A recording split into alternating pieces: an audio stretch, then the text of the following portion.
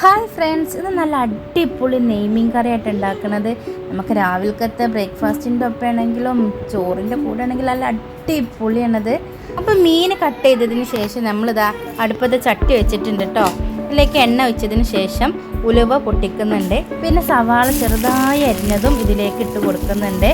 കൂടെ കരിവേപ്പിൻ്റെ ഇല ഇട്ടതാ നല്ല പോലെ ഒന്ന് ഇളക്കിയതിന് ശേഷം അതൊന്ന് മൂത്ത് വരുമ്പോൾ നമുക്ക് ഇഞ്ചി വെളുത്തുള്ളി പേസ്റ്റും തക്കാളിയും പച്ചമുളക് കീറിയതും ഇതിലേക്കൊന്ന് ഇട്ട് കൊടുക്കാം. അപ്പോൾ ഇതിൻ്റെ പച്ചമണം മാറുന്നത് വരെ ഒന്ന് ഇളക്കി കൊടുത്തതിന് ശേഷം ഉപ്പ്, 2 ടേബിൾ സ്പൂൺ മുളക് പൊടി, ആവശ്യത്തിന് മഞ്ഞൾപ്പൊടി, 1 ടേബിൾ സ്പൂൺ മല്ലിപ്പൊടിയൊക്കെ ഇട്ട് നല്ലതുപോലെ ഇളക്കി കൊടുക്കാം. ഇത് ഇളക്കിയതിന് ശേഷം നമുക്ക് പുളിവെള്ളം കുറച്ച് ഇതിലേക്ക് ഒഴിച്ച് കൊടുക്കുന്നുണ്ട്. അതൊന്ന് തിളച്ച് വരുമ്പോഴേക്കും നമ്മൾ കഴുകി വെച്ച് നമ്മുടെ നെയ്മീൻ ഇതിലേക്ക് ഇട്ട് കൊടുക്കാം കേട്ടോ.